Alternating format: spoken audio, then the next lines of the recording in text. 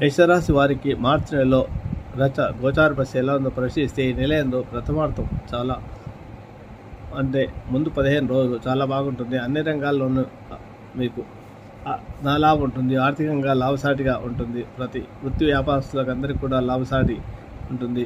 ప్రయాణాలు కలిసి వస్తాయి. విద్యార్థులు పరీక్షల్లో సామాన్యంగా రాస్తారు. ఉత్సాహం తక్కువగా ఉంటుంది.